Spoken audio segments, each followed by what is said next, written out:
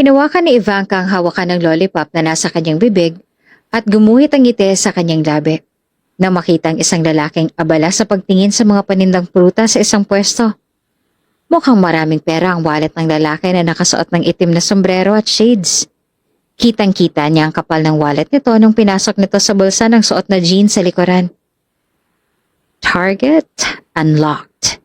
Bulong pa ni Ivanka sa sarili at malaking hakbang na lumapit siya sa kanyang unang target. Sinamantala niya ang kabisihan ng lalaki sa pagpipili ng mga prutas. Lumapit siya dito na para bang nagtititingin din sa mga paninda at gamit ang isang mahusay niyang galaw, agad niyang kinuha ang pitakan nito mula sa bulsa sa likuran. Sabay umikot at mabilis at malaking humakbang na nakipagsiksikan siya sa mga tao para makatakas. Ngunit, wala sa kanyang swerte ngayong araw. Hindi pumabor ang swerte na dati naman ay laging nasa tabi niya. Agad na nahalata ng lalaki ang pagkawala ng pitaka at napagtanto na nanakawan na ito. Mariin naman na napamura si Ivanka sa kanyang isipan nang marinig niyang boses ng lalaki. Miss, ibalik mo ang wallet ko, miss! Kung bago ka pa lang sa channel na ito, Ate Jane TV, huwag kalimutang pindutin ang notification bell and subscribe button. Sana po hindi naman malaking abala sa inyo ang pagpindot ng subscribe button dahil ang kapalit po nito ay ang pagsuporta para makapag-produce ng mga libreng stories sa mga channels ni Ate Jane. Maraming salamat!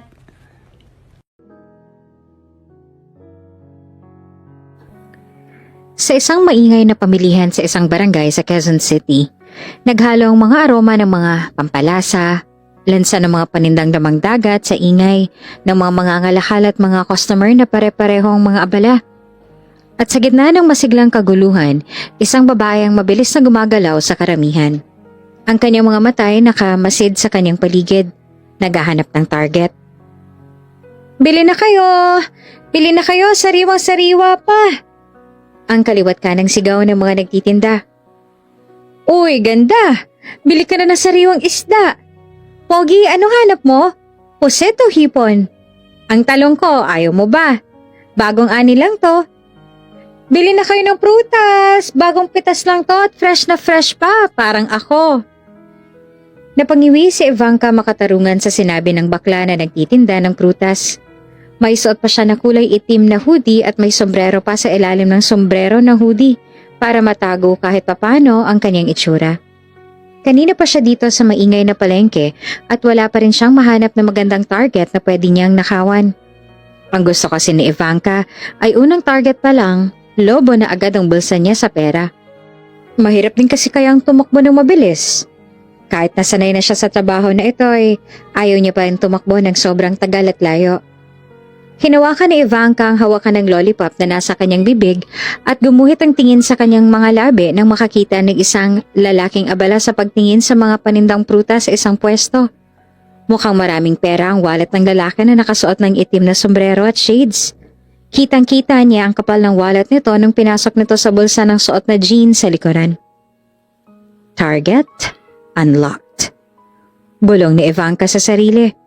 At malalaking hakbang na lumapit siya sa kanyang unang target. Sinamantala niya ang kabisihan ng lalaki sa pagpipili ng prutas. Lumapit siya dito na para bang nagtitingin-tingin din siya sa mga paninda at gamit ang mahusay niyang galaw, agad niyang kinuha ang pitakan nito mula sa bulsang likuran. Sabay umikot at mabilis at malaki ang hakbang na nakipagsiksikan siya sa mga tao para makatakas. Ngunit wala sa kanyang swerte ngayong araw. Hindi pumabor sa kanyang swerte na dati naman ay laging nasa tabi niya. Agad na nahalata ng lalaki ang pagkawala ng pitaka at agad na napagtanto na nanakawan na ito. Mariin naman na napamura si Ivanka sa kanyang isipan nang marinig niya ang boses ng lalaki. Miss! Ibalik mo ang wallet ko! Miss! Hays! Kung minamalas ka nga naman. Inis na bulong ni Ivanka sa sarili. At nilingon ng lalaki na ngayon ay tumatakbo na para habulin siya. Mas nilakihan niya pa ang bawat hakbang niya at mas bumilis hanggang sa tumakbo na rin siya ng sobrang bilis. Marami siyang mga taong nakabangga. Ngunit hindi niya iyon alintana dahil kailangan niya na makatakas mula sa lalaki. Na mukhang kamag-anak pa yata si The Flash. At talagang wala sa side niya ang swerte ngayong araw. Dahil kahit gaano kabilis ang takbo niya, nahabol pa rin siya ng lalaki ng mahigpit na hinawakan ng pulsuhan niya. Sa sobrang higpit, ay napangiwi na si Ivanka sa sakit. "Gotcha!" sabi ng lalaki na may malalim na boses sa kanyang tenga. Nabigla at ang unang instingto ay ang labanan nito. Sinisikap na makawala sa hawak nito at susuntukin niya na sana ito gamit ang kanyang isang malayang kamay. Ngunit nahuli rin iyon ng binata na hindi hamak na maliksi ang kilos kesa sa kanya. Mas bihasa ang lalaki kesa sa inaasahan niya. "Pakawalan mo ko! Ipapapulis kita!" Pagbabanta niya sa matapang na boses na nagpapatawa naman ng mahina sa lalaki. "Ako pa talagang ipapapulis mo. Gayong ikaw tong magnanakaw sa ating dalawa?" Nagliliyab ang frustration sa mukha na nahihirapan na nilingon niya ang lalaki. Ang dalawa niyang kamay ay hawak nito sa kanyang likuran kaya wala na siyang kalaban-laban. Sa kabila ng pagsisikap niya na makatakas sa mahigpit na hawak nito ay walang kupas ang diskarte nito. Maagap nito na hinarang ang bawat kilos niya tuwing sumusubok siyang kumawala. Magaling ka ha?" Ivanka admitted begrudgingly. Mahina ulit na natawa ang lalaki na para bang inaasar pa siya. "Alam ko. Kaya nga wala kang naging laban, hindi ba?" Mas lalo na nanggigil si Ivanka sa yabang ng tono ng boses nito. "You're not the first. Nor will you be the last." Nagulat si Ivanka nang biglang paikutin ng lalaki ang katawan niya paharap dito at sa isang iglap ay natanggal ito ang suot niya na sombrero, dahilan kaya bumagsak ang mahaba at tuwid na tuwid niyang kulay itim na buhok. Nanlalaki ang mga mata na nakatitig siya sa mukha ng lalaki na natigilan din pagkakita sa mukha niya. Aaminin ni Ivanka, hindi niya ina-expect ang mukha ng lalaki. Napakagwapo nito. Para itong isang Greek god na lumalabas mula sa Greek mythology. Sakto lang ang hugis sa mukha nito. Makapalang kilay, magandang hugis at kulay berde ang mga mata na merong mahahabang pilik mata. Matangos ang ilong.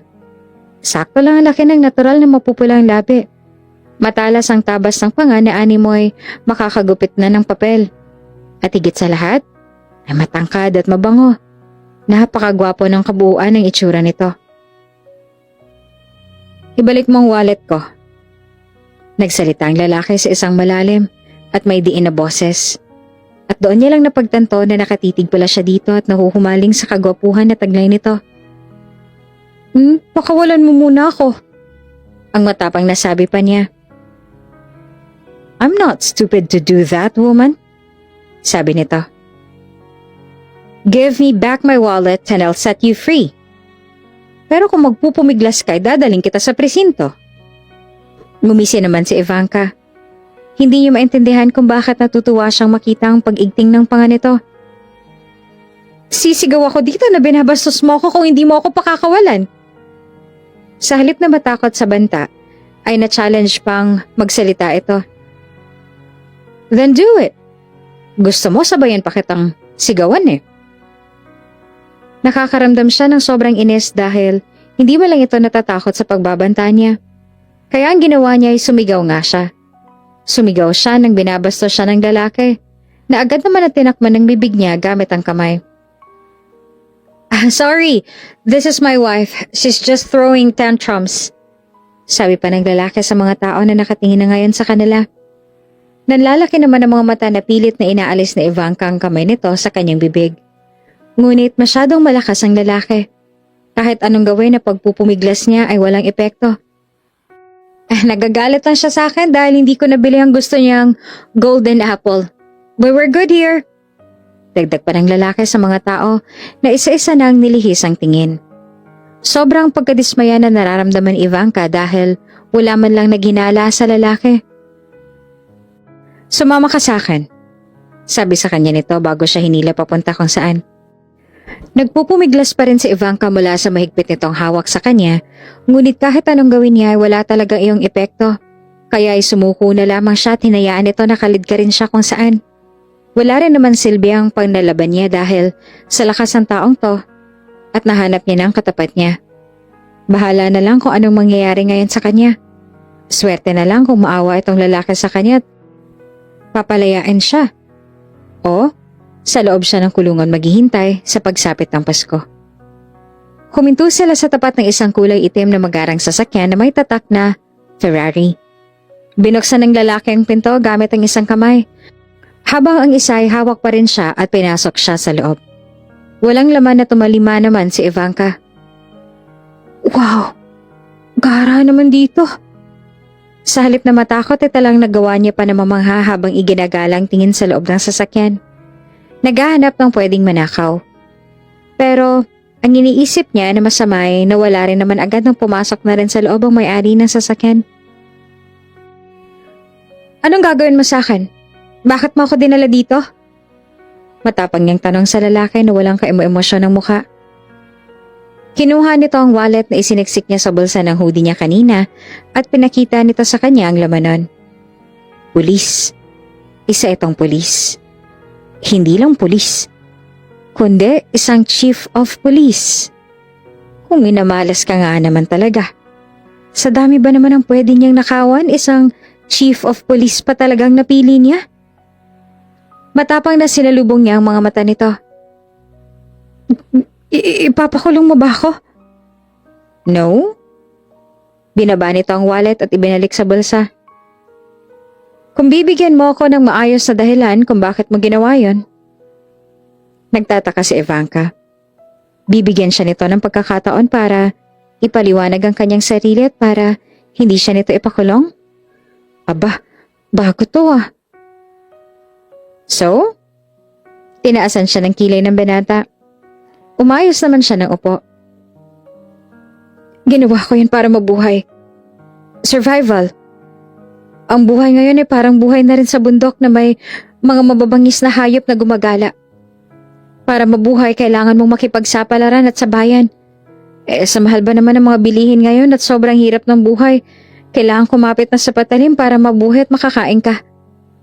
Hindi lahat ng tao ay tulad nyo na ipinanganak na maswerte at nakakaangat sa buhay. Sa katulad naming mga hikaw sa buhay, kailangan namin na humawak sa patalim at ilagay sa bingit ng kapahamakan ng aming mga buhay para lamang sa kakarampot na pagkain. Tiningnan niya ulit ang binata na mabagal na tumango. Naiintindihan ko ang hirap. Pero ang pagnanakaw sa iba ay hindi lang ang tanging paraan para mabuhay. There's plenty of work out there. Mahina siyang natawa. Ang marangal na trabaho ay para lamang sa mga taong may pinag-aralan. Dahil kung may puwang ang mga katulad namin na hindi nakatungtong sa kolehiyo para sa marangal na trabaho na yan, hindi nila kami dapat hanapan ng diploma. Hindi nila kami papaalisin dahil sa wala kaming hawak na kahit anong diploma. Nagtagpo ang kanilang mga mata. Madali lang para sa'yo na sabihin yan dahil hindi mo pa naranasan na mawala ng lahat. Sa itsura mo pa lang ay mukhang may mataas ka ng pinag-aralan. Sa kotse na meron kay masasabi ko na agad na pinanganak ka na may gintong kutsara sa bibig at galing ka sa mayaman at may impluwensyang pamilya. Sa buhay na meron ka, mabilis mong makukuha ang mga bagay na gusto mo. Kahit trabaho. Pero sa mga katulad namin na isang kahig, isang toka, naku, kahit sa pagiging janitor, hirap na hirap kaming matanggap. May diploma ang hanap nila, hindi ang masipag. May kislap ng emosyon na hindi niya mapangalanan ang dumaan sa mukha ng lalaki. Okay, I understand your situation. But if there's one thing I disagree with, it's how you view me. I worked hard to get everything I have right now. Tinitigan niya ito na mabuti. Kapag kuha na ito mga, I'm sorry at hinusgahan kita. Mukha ka kasing laki sa yaman eh. Sorry na rin siguro kung ikaw ang napili kong nakawan. Bakit ka naman kasi nasa lugar na to mo pa napiling mamili ng prutas? May mga malalaki namang mga establishmento, mga mall na pwede mong puntahan, supermarket. Para sa inyong mga nakakaangat-angat sa buhay. Ganito talaga ang ugali na meron si Ivanka. Kahit hindi niya pag-aano kakilala ang isang tao ay nagagawa niya ng sumbatan o pagsabihan ng kung ano-ano. Lalo na kung mukha nga namang mayayaman. Higit na mas fresh ang mga prutas dito compare sa mga nasa supermarket. Paliwanag nito kaya napatango siya dahil may point nga naman ito. Sa bagay. So, ano na ngayon? Ipapakulong mo ba ako? Mariin siyang tiningnan ng lalaki. Hindi kita ipapakulong. Pero, ituring mo ito bilang isang chance. May ibang paraan pa para mabuhay ng hindi na magnanakaw sa pinaghirapan ng iba. Napangiti naman si Ivanka. Hindi lang palabas sa gwapo at mabango ang binata. Mabait din ito. Maraming salamat. Makakalabas na ba ako ng sasakyan mo? Wait! Hinawakan nito ang kamay niya at nung akmang bubuksan niya ang pinto ng sasakyan nito, nagtataka na tiningnan niya naman ito. Bakit? Do you really need a job? Mas lalo siyang nagtaka sa tinanong nito. Oo naman.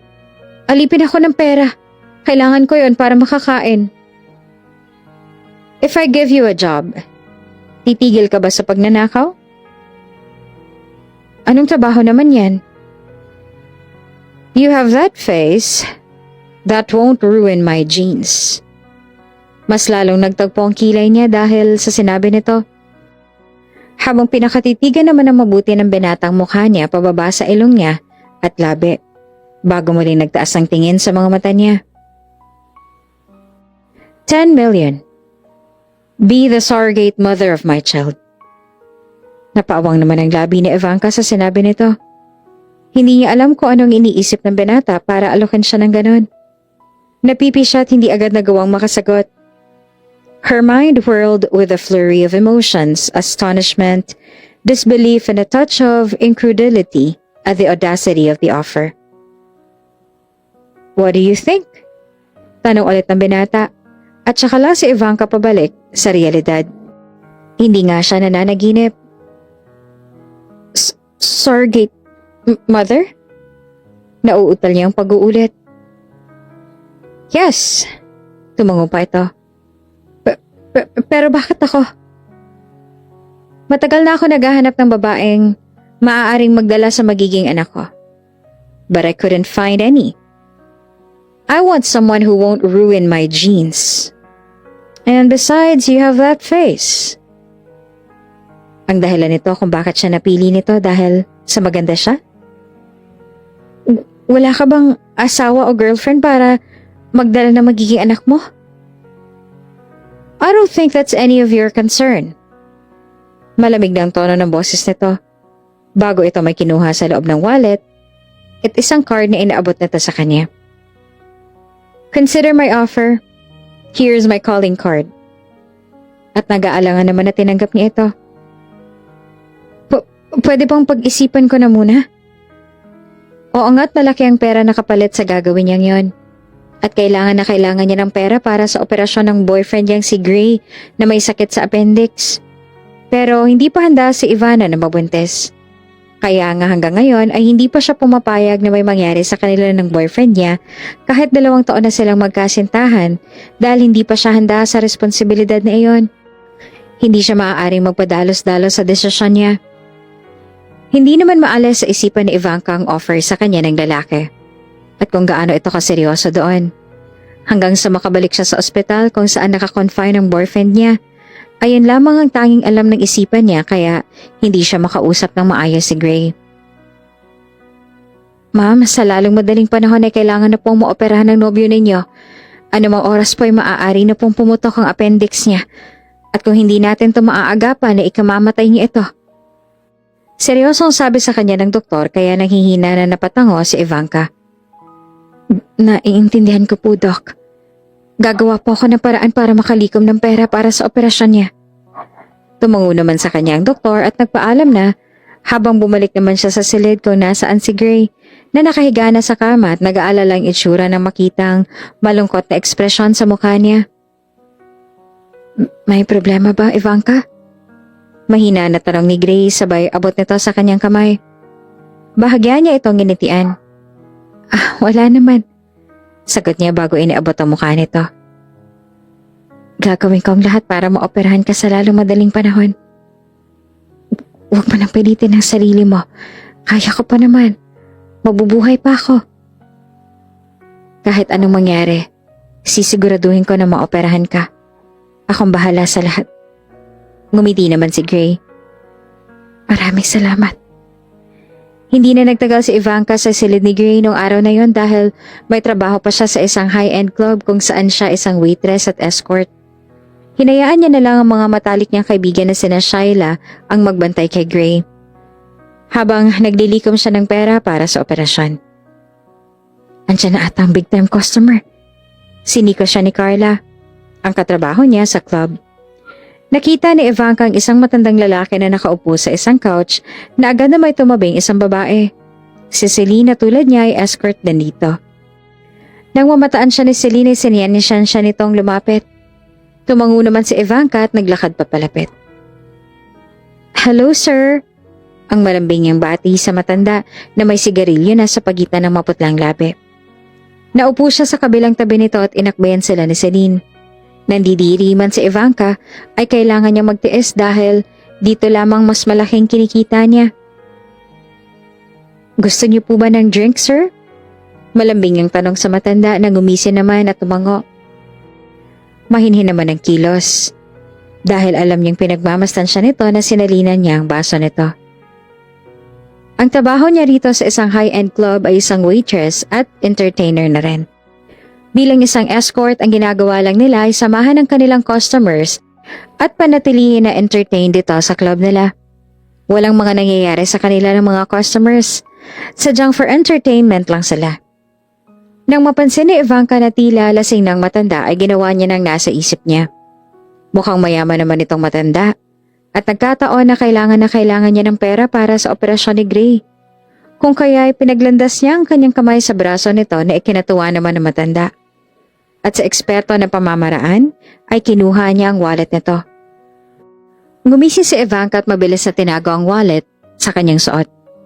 Siguro naman na hindi pansin sa CCTV ang ginawa niya dahil kabisado niya kung nasa ng mga CCTV dito.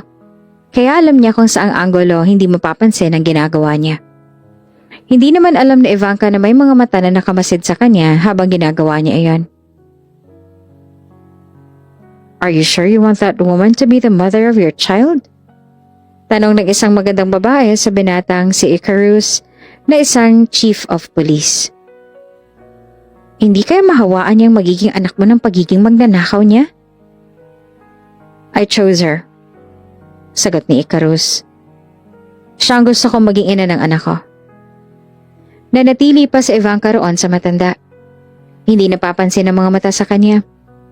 Noong lasing na talagang matanda at saka lang siya tumayo at nagpaalam kay Celine na kailangan niya nang umuwi na maaga. Suot ang kanyang hoodie na naglalakad siya sa mapanglaw na daan. Kinuha niya ang wallet na kinuha niya mula sa matanda kanina at tumayo sa ilalim ng isang streetlight. Nalaglag ang mga mata niya nang pagbukas niya sa wallet ay tanging 1,000 lamang ang laman nun at may mga kondom na small sized. Gusto tuloy ni Ivanka na magmura ng malakas sa sobrang inis. Pambihira naman ang matandang yon. Mukhang mayaman at mayabang pero 1,000 lang pala ang pera sa wallet. Sadyang minamalas talaga siya ngayong linggo na to. Hay, kung minamalas ka nga naman. Sa sobrang inis ay kinuha ni Ivanka ang lollipop mula sa bulsa ng suot niyang hoodie. Dahil pag stress siya, ang lollipop lang nakakapagpawala ng stress niya.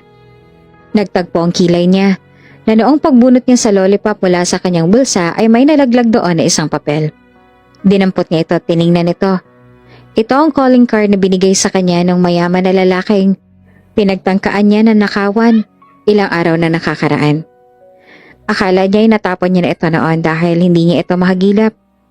Nasa loob lang pala ito ng bulsa nang hindi pa nalalaban ang hoodie na suot niya ngayon. At suot niya rin ng akmang pagnanakaw niya sa lalaki. Icarus Salvatore. Pagbasa ni Ivanka sa pangalan na nakalagay sa calling card. Kung ganon ay Icarus palang pangalan ng gwapong lalaking yan. Noong sabihin ulit ng doktor na kailangan na talaga ni Gray na maoperahan, ay nagpasya si Ivanka na tanggapin ang alok ng binata na pinagnakawan niya sana noon. Tinawagan niya ang calling card nito at ngayon ay nasa loob siya ng penthouse nito para makapag-usap silang dalawa ng maayos. Siya si Doktora Amber Salvatore. Siya ang magiging doktor mo. Pagpapakilala pa ni Icarus sa babaeng nasa tabi na nakangiti sa kanya. Huwag kang mag-alala, Ivanka. Hindi ka pahihirapan. Dahil ako ang doktor mo. I will do everything para hindi kayo mahirapan na magiging anak na tong pinsan ko. Marahan naman na tumango si Ivanka. Salamat. Sabi niya at napayuko sabay kagat sa kanyang labi. Natatakot pa siya sa desisyon niyang ito ngunit kailangan niya ng pera para kay Gray. May mga rules ako na kailangan mong sundin habang dinadala mo ang magiging anak ko. Seryosong wika ni Icarus na ikinatango naman niya. First, kailangan mong alagaan ang sarili mo and make sure na hindi malalagay sa panganib ang buhay ng magiging anak ko. Kailangan mong tumigil sa pag-inom ng alak kung umiinom ka man. Tigilan ng paninigarilyo if you smoke. Kailangan din na masustansyang pagkain lang ang kakainin mo. Madaming rules na kailangan niyang sundin ang sinabi ng binata. Ngunit ang panghuli ang pinakatumatak sa kanya. Higit sa lahat, kailangan mong lumayo sa magiging anak ko sa araw na isilang mo siya.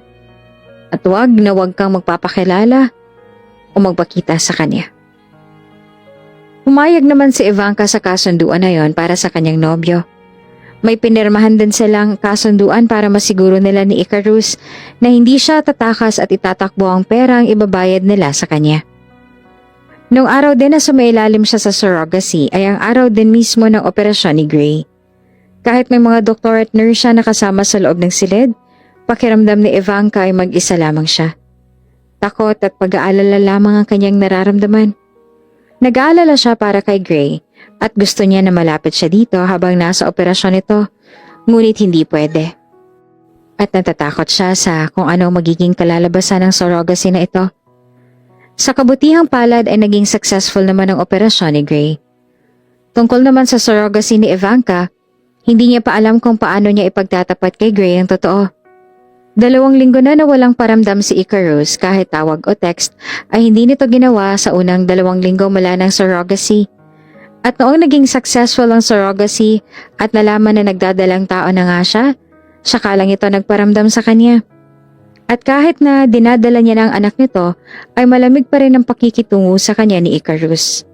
Sa tuwing magkikita sila ay kinakamusta lang nito ang lagay niya at tinatanong kung ano nga bang gusto niya para sa pagbubuntis. At aalis din naman agad. May inuutusan lamang ito na isang tao para ibigay sa kanyang mga vitamins na kailangan niyang inumin at mga pagkain na kailangan niyang kainin. Hindi ka ba naaasiman sa mangga na yan? Mukhang maasim pa. Komento ni Gray. Kasalukuyang nasa loob ng apartment niya si Gray. Habang siya ay nakaupo sa upuan sa mahabang lamesa at kumakain ng mangga. Ilang linggo nang lumipas mula na makalabas ang ospital si Gray. At ilang linggo na rin mula na magsimula siyang maglihi at mag-crave ng kung ano-ano mga pagkain. Nabuti na lamang ay binigay lahat sa kanya ni Icarus. Hindi, masarap nga eh. Ayaw mo ba dito sa in-order ko? Hindi ba't paborito mo to? Naglakad ito palapit sa kanya. Paghahain na kita para hindi lang puro manggang kinakain mo ngayon. Hindi na, okay na ako. Ako na. Agad siyang tumayo ng akmang tatayo na ito. Baka bumuka pang sugat mo, maupo ka na lang riyan. Mahina naman na natawa si Gray. Hindi mo ba narinig ang sabi ng doktor na mabilis naghihilom ang sugat ko? Oo nga, pero mahigit 1 buwan pa lang mula nang inoperahan ka. Bubuka pang sugat mo. Nung susuwayin pa sana ni Gray, ay tinaliman niya ito ng tingin kaya natatawa na naupo na lang ito ng maayos at itinaas pa ang 2 kamay na para bang sumusuko.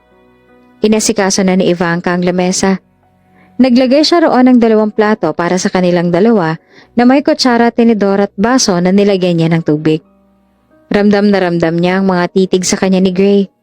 Pinagmamasdan ang bawat kilos niya. Nang hindi niya matiis ang titig nito ay tinignan niya ito ng diretsyo. Bakit ba ganyan ka nalang makatitig sa akin? May problema ba? Wala lang. Nagagandahan lang ako sa mapapangasawa ko. At kumindot pa ito sa kanya. Pigil ang ngiti na umirap si Ivanka. Sus, nambola ka pa. Maraming salamat sa pag-alaga sa akin, mahal ko. Madamdamin itong saad. Kapag magaling na ako naman ang mag-aalaga sa'yo. Pangako yan. Nang sandaling mabuksan ni Ivanka ang pagkain na in-order kanina ni Gray, ay nakaramdam siya ng paghilab sa sikmura nang maamoy niya ang aroma nito. Tinakpan niya ang kanyang bibig gamit ang kanyang kamay at tumakbo palapit sa lababo para doon magsuka. Agad naman na tumayo si Gray at hindi alintana ang sugat mula sa operasyon para daluhan siya. Anong nangyari, Ivanka? Nag-aalala na tanong sa kanya ni Gray at sabay hagod sa kanyang likuran. Inalis naman ni Ivanka ang hibla ng buhok sa kanyang muka at patuloy pa sa pagsuka hanggang sa pakiramdam niya ay nasuka niya na lahat ng mga kinain niya kanina. Nanghihina ang katawan at nagmumug siya at hinarap si Gray na puno pa rin ng pag-aalala ang muka habang nakatitig sa kanya. Sobrang sama ba ng pakiramdam mo ngayon? Mabagal naman na umiling si Ivanka. Hindi, maayos ang pakiramdam ko. Bakit ka ba nasuka?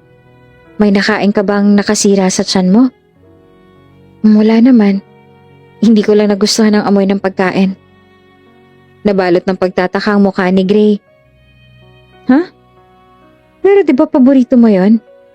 Kaya nga iyon ang in-order ko kanina eh. Kasi nagsawa na ako nun. Kaya sa tuwing naaamoy ko ang aroma nun, bigla na lang akong nasusuka. Pagsisinungaling niya pa. At naniwala naman sa kanya si Gray.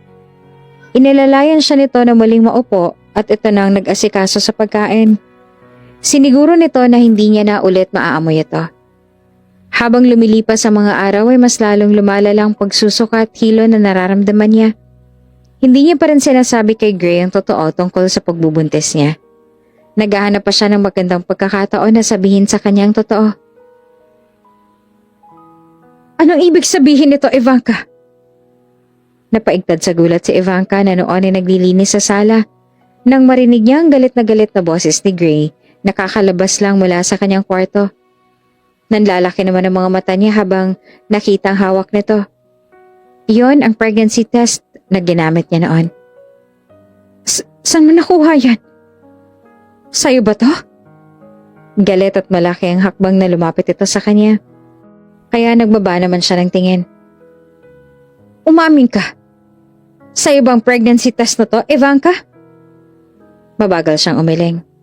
Sa sobrang takot na nararamdaman niya para bang hindi na siya makapag-isip ng maayos. Ang tanging pumapasok lamang sa isip niya ng mga oras na yon ay ang magsinungaling at itanggi ang totoo na sa kanya nga iyan. Hindi sa akin yan. Kung ganun, kanino to? Mas tumaas pang boses ni Gray. Huwag magsasabihin kay Shyla yon. Dahil alam natin pareho na lesbian si Shyla. Kinagat ni Ivanka ang ibabang labi. Ngayon lamang siya sinigawan ng ganito ni Gray kaya nanginginig talaga ang buong katawan niya. Kung ano-ano ng mga karanasan mula pagkabata niyang bumalik sa memorya niya. Dahilan para mas lalo na manginig ang kanyang buong katawan. So sa'yo nga to. Mapaklang natawa naman si Gray. Nagpabuntis ka sa ibang lalaki. Kaya sa akin mismo na kasintahan mo ay ayaw mo nga magpagalaw. Pakinggan mo muna ako, Gray. Sinong ama niyan? Nanlilisik ang mga mata nito sa galit. Sinong ama ng dinadala mo? Mayaman ba?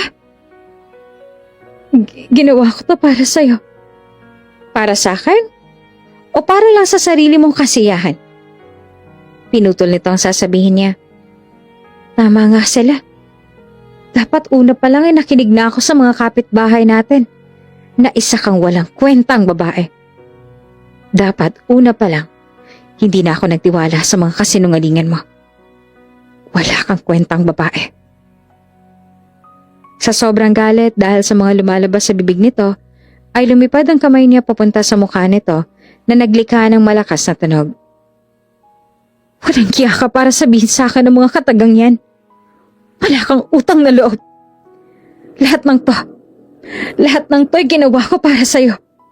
Para maisalba kong buhay mo. Bakit? Sigaw nito. Hiniling ko ba sa'yo na ibenta mo yung sarili mo at magpabuntis ka sa iba para sa akin? Hindi ko hiniling sa'yo yon, Ivanka. Hindi ko hiniling sa'yo na magpabuntis ka sa iba habang nag-aagaw buhay ako sa ospital. Mabuti pa tapusin na natin to. Hindi ko kaya na magpakaama dyan sa anak mo na bunga ng pagtataksil mo sa akin. Wala nang ibang kasunod at basta na lamang siya nitong iniwan. Nanghihina naman na bumagsak ang tuhod ni Ivanka sa sahig at tumagulhol ng iyak. Hindi niya inaasahan na marinig ang mga salitang yon mula kay Gray. Buong akala niya ay maiintindihan siya nito. Sinubukan niya naman sana na magpaliwanag ngunit wala itong balak na pakinggan siya. Ginawa ni Ivanka ang lahat para makapag-usap silang dalawa ni Gray, ngunit sadyang ayaw na nitong makinig sa kanya. Ang sabi pa nito ay tapusin na lamang daw nilang namamagitan sa kanilang dalawa na para bang baliwala lang dito ang mahigit 2 taon nilang pinagsamahan. Ano ba kasing nangyari sa inyo ni Gray? Tanong sa kanya ni Shyla, na ngayon ay nasa kanyang apartment para damayan siya. Sinubukan ko naman ang paliwanag sa kanya. Pakiramdam niya ay may kung anong bagay na nakaharang sa lalamunan niya at hindi niya magawa ng makapagsalita ng tuwid. Sadyang, ayaw niya lang talaga na pakinggan ako. Humihikbi siya. Niyakap naman siya ni Shyla. Magiging maayos na ng lahat. Lalamig din ang init ng ulo ni Gray. Mahal na mahal ka noon. Babalik yun sa'yo. Nagtiwala siya sa sinabi ni Shyla na babalik nga si Gray at papakinggan nito ang paliwanag niya. Ngunit lumipas na lang ang araw at linggo hanggang sa may natanggap siyang isang picture kung saan kitang-kita na may kasamang ibang babae si Gray. Ha? Si Gray? Kasama niyang girlfriend niya? Sabi sa kanya ng isa sa mga tropa ni Gray na pinuntahan ni Ivanka para tanungan kung nasaan si Gray para makapag-usap pa rin sila. Alam mo ba kung saan siya pumunta? Hindi. Binitawan nito ang inaayos sa gulong. Bakit ba? May kailangan ka ba sa kanya? Gusto ko lang sana na makapag-usap kami. Ha? Bakit? May communication pa pala kayong dalawa. Akala ko ay mahigit 1 taon na kayo naghiwalay. Hindi. Ilang linggo pa lang mula nang may hindi kami napagkasunduan. Ano? Di ibig sabihin, kayo pa pala noon bago niya nakilala ang girlfriend niya ngayon. Naguguluhan na tanong nito, tumango naman siya. Pero mahigit 1 taon na rin sila ng girlfriend niya ngayon Ano? Hindi siya makapaniwala sa kanyang narinig. Oo, noong December ata sila unang nagkakilala. Nung nasa isang inuman kami, doon niya nakilala ang babae. Chicks ng isang tropa namin. Sandali na nag-isip ang lalaki. Tandang-tanda ko pa nga ang dahilan niya noon kung bakit siya naglasing.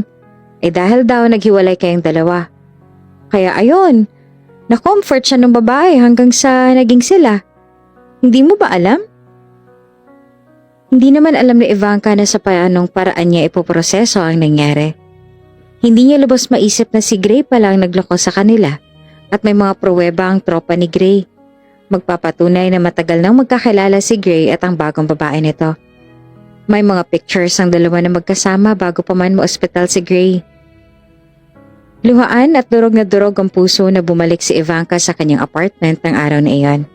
Halos hindi siya makakain at tulog sa sobrang sakit na nadarama niya at ang tanging ginawa niya lang ay umiyak ng umiyak.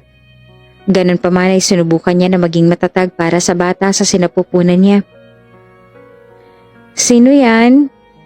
Tanong ni Ivanka sa mahinang boses nang may kumakatok sa pinto ng apartment niya. Naglakad siya papunta sa pinto at binuksan niyon. Nanlaki naman ang mga mata niya na makita kung sino ang nasa labas. Si Icarus. Nagtagpo na naman agad ang kilay ni Icarus nang makita ang mukha niya at ang mga malalaking dark circles niya sa under eye. Sir, ano pong ginagawa niyo dito? What's wrong with you? Sa halip ay marahas na tanong nito. Pinapabayaan mo ba ang sarili mo? Pero paano ang anak ko? Hindi po. Agad siyang sumagot sa takot sa galit nito. May nangyari lang pero inaalagaan ko ang sarili ko. Hindi nito inintindi ang takot sa kanyang itsura. Hinawakan nito ang kanyang kamay at hinila siya. Nagpatianod naman si Ivanka sa binata. Saan tayo pupunta? Kinakabahan na tanong ni Ivanka sa binata na nasa kanyang tabi. To my cousin. Tipid nitong sagot. Nasa loob sila ngayon ng umaandar na sasakyan patungo kung saan kakatapos lang nitong makipag-usap sa kung kanino man. Hindi niyo maintindihan kung ano ang sinasabi kanina ng binata dahil nasa wikang French ang gamit nito sa pakikipag-usap. Maaari ko bang malaman kung bakit tayo pupunta doon? To check your condition. Sinalubong nito ang kanyang mga mata. You don't look okay to me. Nawala naman ang takot na nararamdaman ni Ivanka nang sandaling marinig niya iyon mula sa binata. Akala niya at magagalit din ito sa kanya at sisigawan siya. Ang mga dark circles niya ay dahil sa insomnia. Hindi siya makatulog na maayos tuwing gabi. Tulad ng sinabi niya sa akin, these days nakaka-experience din siya ng anxieties. Paliwanag pa ni doktora sa kanila. Kung magpapatuloy ito ay maaari rin na maapektuhan ang paglaki ng fetus sa sinapupunan niya. Then what do we have to do para maiwasan to? Tanong ni Icarus. Kailangan niyang iwasan ng sobrang stress. A new environment or place would help to improve her health. Sagot pa nito. Kailangan mong dalhin ang mag-ina mo sa isang lugar na maaliwalas. Katulad nga sabi mo sa akin, ang apartment niya ay maliit lang at pasikip. Maaaring isa ito sa mga dahilan kung bakit siya nai-stress. Sinubukan naman ni Ivanka na ipaliwanag na walang kinalaman ng apartment niya sa nararamdaman niya. Ngunit sabi nila ay mas mabuti na raw na makalipat sila ng matitirahan. Hindi binanggit ni Ivanka sa kanila ang tungkol sa nangyari sa kanya at sa dating nobyo niya dahil personal matter na yon. Magmula ngayon ay dito ka natitira. Seryosong sabi ni Icarus nang sandaling makapasok sila sa isang malawak na condo unit. Kanina habang nasa sasakyan sila ay may tinawagan lang ito na kung sino at ngayon ay dito na sila titira. Pero hindi naman yata yung kailangan. Maayos naman ang apartment ko. I want the best for my child. Pinutol nito ang sasabihin niya kaya hindi na nakaimik si Ivanka. May CCTV ang lahat ng sulok ng bahay na ito. Maliban sa silid mo at sa banyo. Tumango si Ivanka at tahimik lang na sumunod sa binata na inilibot siya sa kanyang bagong tirahan. Nalaman niya mula mismo sa bibig ni Icarus na kakabili lamang nito sa kondo na ito kanina habang nasa sasakyan sila. Inutusan lang nito ang assistant. Kaya sabihin niya lamang daw sa kanila kung hindi handa ang kondo at maaari pa silang lumipat. Para kay Ivanka ay maayos naman ang bago niyang tirahan. Higit na mas malaki na sa kanyang apartment. Although dahil siguro sa wala pang masyadong mga gamit ang kondo kaya mukha pa itong walang kabuhay-buhay. Sabihin mo lang sa akin kung ano mga gamit ang gusto mo. Natigilan ng binata sa pagsasalita nung pag-ikot nito sa harap sa kanya ay sobrang lapit na nila sa isa't isa. Abala kasi siya sa kakadaop sa mesa. Napatitig si Ivanka sa malalim at kulay berdeng mga mata nito. It was beautiful. Para bang kayang itago ng mga mata nito ang lahat ng sekreto ng mundo. Bahagyang napakunot ang noon nito at ang kanina pang mabilis na tibok ng kanyang puso ay mas lalo pang bumilis ang abutin ng kamay nito ang kanyang muka at hinaplos ang hinalaki ang dark circles niya. It's dark, sabi nito sa mababang tono. Gaano ba kalala ang insomnia mo para mag-dark ng ganito ang dark circles mo? Iniwas niya ang kanyang tingin. Hindi naman ganun kadalas ang insomnia ko. Ibinaba naman ni Icarus ang kamay at humakbang palayo sa kanya. I hope you'll get more sleep here.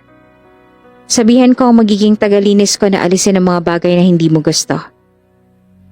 Nagdadalawang isip pa si Ivanka na umalis siya sa dati niyang apartment at sa malawak na condo unit tumira. Marami siyang mga masasayang alaala sa maliit niyang apartment na ito. Marami siyang mga luha na itinulo dito. Halakhak na pumuno sa bawat sulok ng apartment. Ngunit sa tingin niya ay kailangan niya rin talaga na lisanin ang lugar na ito para makalimutan ang mga masisalimuot na nangyari sa kanya. Hindi na ba talaga kita mapipigilan? Ang malungkot na tanong sa kanya ni Shyla.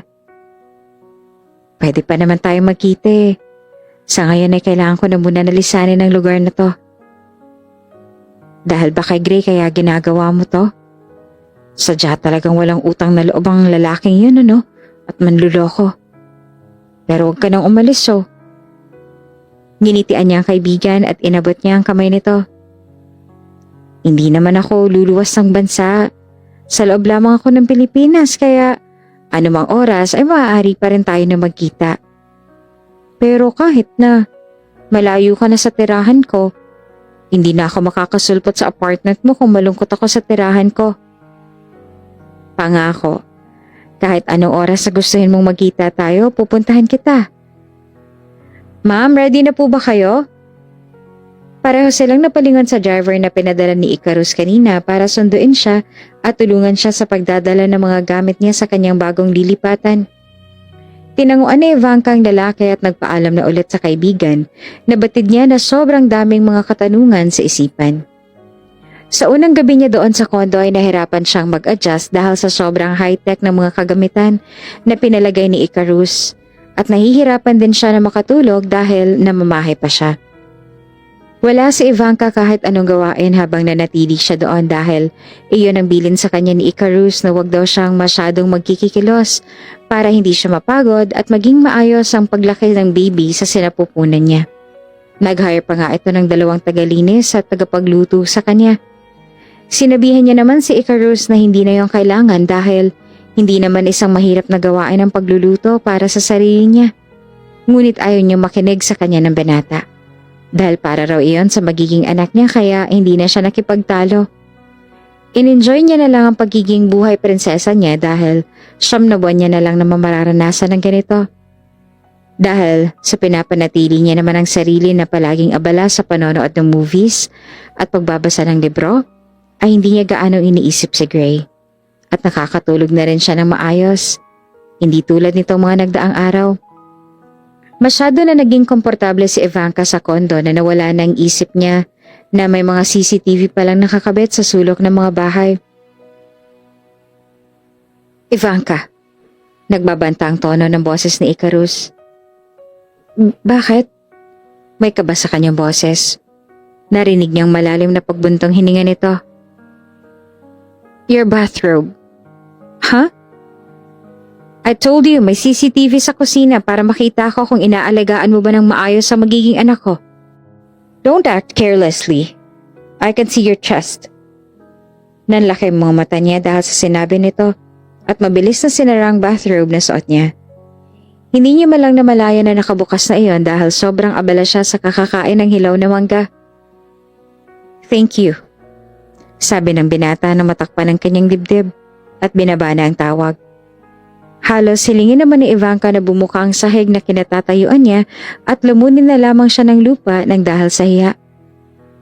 Magmula ng araw na iyon na hindi na talaga inalis na Ivanka sa kanyang isipan na may CCTV sa kondo para hindi na ulit siya mapahiya ng todo kay Icarus. Dahil kung maulit na naman ito ay hindi niya na alam kung may mukhang maihaharap pa ba siya sa binata. Bakit nandito ka? Iyon ang naging tanong niya sa binatang si Icarus na nung pagbukas niya ng pinto ng kondo dahil may nag-doorbell at ito'y bumungad sa kanya. Nagtagpo ang makakapal nitong kilay. Umiiyak ka ba? Nanonood siya ng nakakaiyak na drama bago ito dumating, kaya'y namamagapa ang kanyang mga mata. Nanonood kasi ako ng movie tapos nakakaiyak. Magmula na mabuntis siya ay pakiramdam ni Ivanka. Sobrang laki ng pinagbago ng ugali niya. Hindi naman siya iyakin dati. Pero ngayon, konting bagay lang ay naiiyak na siya. Hindi ka dapat manood ng ganon. Pumasok na ito sa loob ng kondo at sumunod naman siya.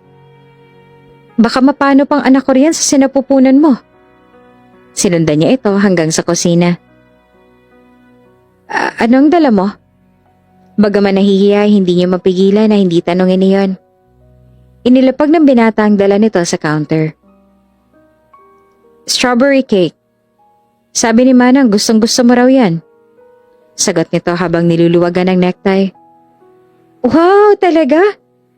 Mabilis naman siyang lumapit sa counter at binuksan ang laman nun. Nang makitang strawberry cake nga iyon ay natakam agad siya.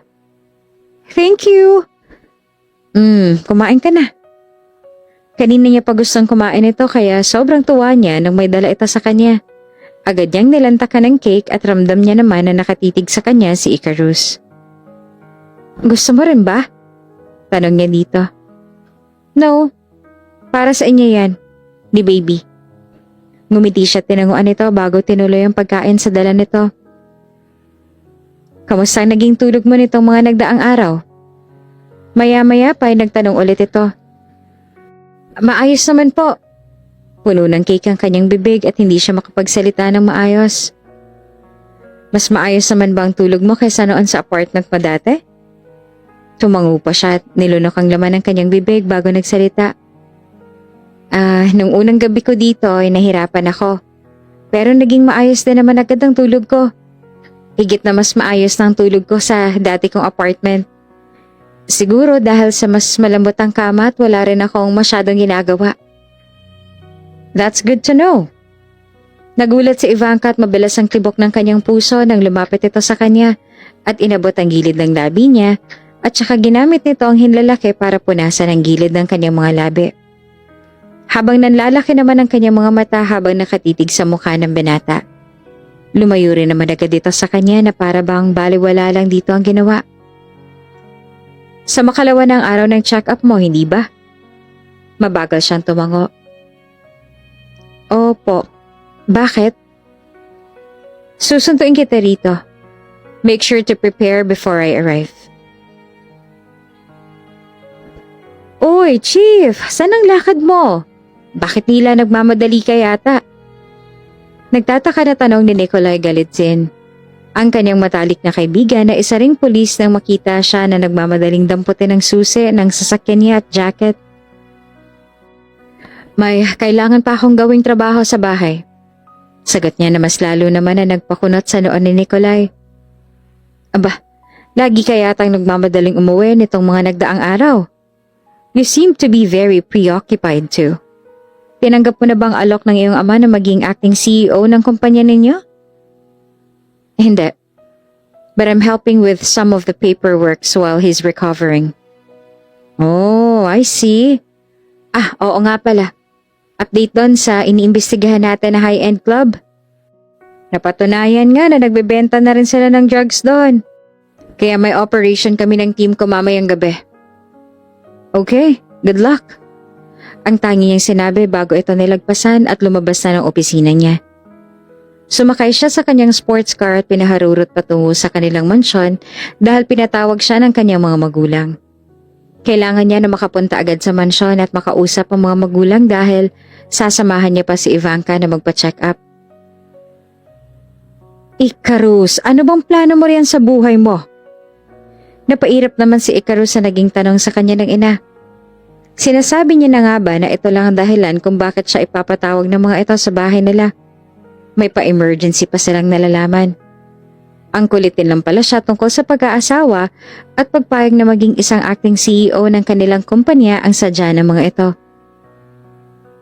Mama, sinabi ko naman po sa inyo na wala akong balak na maging tagapagmana ng kumpanya natin. I love my job. I worked hard for this. May bahid ng inis sa kanyang boses. Yun na nga. Ilang ulit mo na yung sinasabi sa amin at ilang ulit na rin namin ipinapaliwanag sa'yo na hindi pwede ang gusto mo. Sabi ng kanyang ama na nakaupo pa sa isang couch. Hindi na ako bumabata para ako laging mamahala sa kumpanya natin. Nagkakaroon rin ako ng karamdaman. Pero hanggang ngayon ay wala ka pa ring asawa at anak na magiging tagapagmana mo. Payag naman sana kami sa gusto mo na hindi maging CEO ng ating kumpanya. Basta magkaroon ka ng tagapagmana. Kailan mo ba isasaisip mong magkaroon ng sariling pamilya, ha, Icarus? Nagpakawala ng malalim na paghinga si Icarus. Bilang siya ang nag-iisang anak at tanging siya lang ang pwedeng maging tagapagmana ng kanyang ama, pero wala talaga sa puso ni Icarus na magpatakbo ng malaking kumpanya.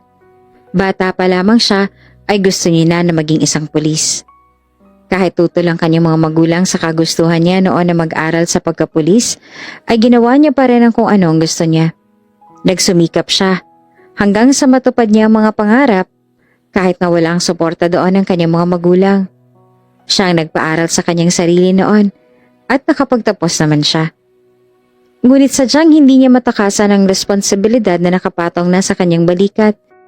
Nasa sinapupunan pa lamang siya ng kanyang ina. Kailangan siya ng kanilang kumpanya. Hindi niya ito pwedeng pabayaan dahil batid niya na sobrang mahalaga ang Salvatore Enterprises sa kanyang mga magulang na pamana pa sa kanila ng lolo at lola niya. At dahil nga sa sobrang ayaw talaga ni Icarus sa responsibilidad na iyon, ay nagkaroon sila ng kasunduan ng mga magulang niya. At iyon ay ang kung magkaroon siya ng sariling pamilya at anak na magiging tagapagmana, ay hahayaan siya ng mga ito na gawin ang gusto niya. At dahil na rin ang huli niyang naging kasintahan na nagloko at pinagpalit siya sa katrabahong modelo, walang maipakilala si Icarus sa kanyang mga magulang na pakakasalan niya.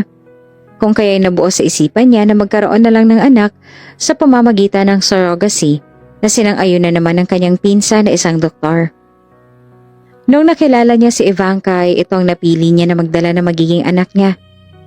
Aside from having an angelic face that won't ruin their genes, he sees something in her that he didn't see in other woman before who wants to bear his child. Magkakaanak na ako. Dahil walang tigil sa kakadaldal ng mga magulang niya, lalo na ang kanyang ina ay sinabi na iyon ni Icarus kaya pareho na natigilan ng mga ito at nanlalaki ang mga mata na tiningnan siya. Ano? Ang sabi ko po ay may apo na kayo ngayon. The woman who's carrying my child is now 2 months pregnant. Woman? Ani ng kanyang ina. Yes, a woman. Alangan naman na lalaki ang magdalang tao sa anak ko, hindi po ba? May sarkasmo pa sa boses niya. At sinong babae naman yung binuntes mo, ha? Sino naman yon? Napaaray na lang si Icarus at hinarang ang kanyang kamay nung sunod-sunod na batukan siya ng kanyang ina na galit na galit. Mom, hindi ba't ito naman ang gusto niyo magkaapo na kayo? Naiinis niyang sabi. Oo nga. Pero hindi naman namin hiniling sa'yo ng ama mo na magbuntis ka ng kung sino-sino lang na babae.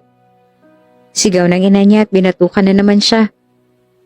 Ang sabi namin sa'yo na magpakasal ka muna bago ang pag-aanak, hindi ka ba talaga marunong sumunod? Mom, matinong babae ang ina ng anak ko. Pagsisinungaling niya dahil hindi niya pwedeng sabihin na ang ina ng kanyang anak ay ang nagtangkang magnakaw sa kanya. Aba, dapat lang ano. Hindi kami makakapayag ng ama mo na kung sino-sino lang ang bubuntisin mo. Galit pa rin ang itsura ng mukha nito. Ang hiling namin sa'yo ay magpakasal ka muna. Pero hindi ka nakinig. Ngayon ay hindi mo malang agad pinaalam sa amin na magkakaanak ka na pala. Mom, Dad, it's still too early for me to get married. Ay, nako, ewan ko sa'yong bata ka. Ewan ko ba kung kanino ka nagmana? Sa labis na Ines ay napahawak kita sa noo. Gio, kausapin mo nga yung anak mo. Kumalma ka lang, sweetheart. Ang malambing naman nasabi ng ama ng kanyang ina. Hindi ba't magandang balita ito na sa wakas ay may apo na tayo? Ang tagal na nating humihiling ng apo. At mas lalo lang na nainis ang kanyang ina dahil sa kanyang ama. Ang mabuti pa dalhin mo dito ang magiging ina ng anak mo. At ipakilala mo siya sa amin. Para mapag-usapan natin kung kailan na magiging kasalan niyo. At ang panga naman ni Icarus ang nalaglag dahil sa sinabi ng kanyang ama. Kanina noong dumating si Icarus sa kondo ay mukhang nasa bad mood ito. Madilim ang mukha at hindi gaano nagsasalita. Kaya ay buong biyahe nila papuntang klinik ay nananatiling tikom lamang ang bibig ni Ivanka.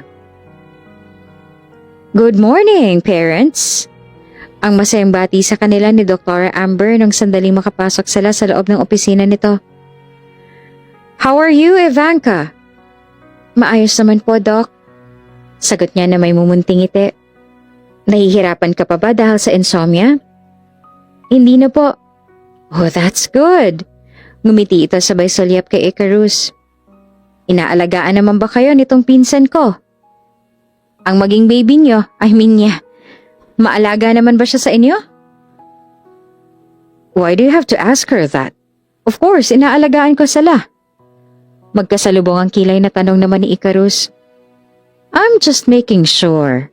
Sabi naman ni Doktora bago ito binalik sa kanyang tingin. So, inaalagaan naman ba niya kayo? Sandaling sinulyapan pa ni Ivanka si Icarus bago tumango sa doktor. Opo. Napangiti naman si Amber. Mabuti naman kung ganon. Let's check the heartbeat of the baby, shall we? Sumunod sila sa doktor kung saan sinabihan siya nito na mahiga sa isang ultrasound table. Nakaramdam ng kaba si Ivanka, habang si Icarus na nasa kanyang tabi ay mukhang kalmado lang. May kung anong pinahid si Amber sa kanyang hindi pa kalakihang tiyan at sa monitor ay nakita nila ang bean-sized na fetus. Naririnig na rin nila ang heartbeat. Nanunubig ang mga mata ni Ivanka habang naririnig niya ang tibok ng puso ng sanggol sa sinapupunan niya. Wala pa sa isip niya na magkaroon ng sariling anak noon. Ngunit habang naririnig niya ang tibok ng puso ng kanyang magiging anak, ay para bang may kung anong mainit na palad ang humahaplos sa puso niya. Ang mga nararanasan niyang kakaiba sa kanyang katawan ay normal lang para sa isang buntis. Sa ngayon ay masasabi ko na nasa paglilihi phase pa siya kung kaya'y marami siyang mga gustong pagkain. Mas mabuti na makain niya mga bagay na gusto niya para hindi siya ma-stress o malulungkot. That way, mas magiging maayos ang paglaki ng bata. Paliwanag pa ng Doktora Amber bago seryoso na tiningnan si Icarus. Hindi lang dapat na anak mo ang alagaan at babantayan mo. Kailangan din na alagaan mo ang ina para mas lumakas ang kapit ng baby. Hindi naman maintindihan ni Ivanka kung bakit bigla na lang hindi niya na nagustuhan ang amoy ni Icarus gayong noon ay gustong gusto naman niya ang amoy nito. What's wrong with you? Nagtagpo ang kilay ni Icarus na nang sandaling lumapit ito sa kanya ay agad na lumabat ang kamay niya sa kanyang bibig dahil nakaramdam siya ng paghilab sa kanyang sikmura. Gamit ang isang kamay ay pinigilan niya ito sa paglapit sa kanya. Huwag ka munang lalapit sa akin. Nasusuka ako sa'yo. Aniya sa nahihirapan na boses. Pakiramdam ni Ivanka ay nasa lalamunan niya ang lahat ng mga kinain niya kanina. What? Nagtatakang itsura ng binata. Ang amoy mo. Hindi rin maintindihan ni Ivanka kung bakit gano'n na lang niya kaayaw sa amoy nito gayong nung nakaraang linggo naman ay gustong-gusto niyang mabango na amoy nito. Why? What's wrong with my smell? Inamoy din ng binata ang sariling suot. Naligo naman ako Umiling-iling siya. Hindi ko gustong amoy ng pabango mo. Please lumayo ka muna, nasusuka ako. At hindi niya na nga napigilan ng pagsusuka. Mabilis at tumakbo siya papunta sa banyo at sa bowl ay sinuka niya lahat ng mga kinain niya. Pakiramdam ni Ivanka ay nawala ng lakas ang buong katawan niya dahil doon. Mapait-pait pang sinuka niya at hindi pa rin nawawalang sama ng nararamdaman niya. Sumunod sa kanya kanina si Icarus at inilalayan siya. Nang matapos siyang magsuka ay inilalayan siya nitong lumakad patungo sa sink at doon siya pinagmumog. Kamusta ng pakiramdam mo? Tanong sa kanya ni Icarus habang nakaupo siya sa couch at nasa malayo na ito sa kanya para hindi niya ito maamoy. Wala na ring damit pang itaas ang binata dahil iniisip nito na baka doon nanggagaling ang amoy na hindi niya nagustuhan. Kaya naman na hindi niya ito magawang tingnan ngayon. Medyo maayos na. Tinawagan ko na si Dr. Amber para matingnan niya ang lagay mo. She said she's on her way here. Hintayin muna natin sila saglit. Imporma nito sa isang mabagal lang na tango ang sagot niya. Sabihin mo lang sa akin kung gusto mong masuka o kung may iba ka pang gusto. Nakangiti na lamang na sabi sa kanya ng binata habang siya ay nakaupo lamang. Hindi ito makalapit sa kanya dahil hindi niya talaga magustuhan ang amoy nito. Hindi naman sa mabaho ito o ano. Kung sa pang-amoy siguro ng iba ay mababanguhan sila. Sadyang may kung ano lang talaga sa amoy niya na hindi niya gusto ngayon. Ilang sandali pa na pinaghintay ay dumating na rin si Dr. Amber. At laking pagtataka ni Icarus dahil wala man lang reklamo si Ivanka nung lumapit na si Amber dito. What the? Mas gusto niya pang amoy mo kaysa sa akin? Hindi mo pigilan ni sabihin ni Icarus dahil pinuri pa talaga ni Ivanka ang amoy ni Amber. Ngumisi naman sa kanya ang kanyang pinsan. Ikaw lang naman ang may ayaw sa pabango ko. Sa isip ni Icarus ay unfair iyon. Pero nang makita na komportable si Ivanka sa amoy ni Amber kesa sa kanya, hindi na siya umimik at nakinig na lang siya sa sinabi ni Amber. Pagkatapos noon ay sinabihan ito ni Amber na magpahinga na dahil batid nila na nanghihina pa ito sa dami ng sinukan nito kanina. Mukhang isa ka sa pinaglilihian ni Ivanka. Sabi sa kanya ni Amber nung silang dalawa na lang nasa sala. Then, anong gagawin ko para makalapit ako sa kanila? Since mas gusto niyang amoy ko, bumili ka ng same fragrance as mine.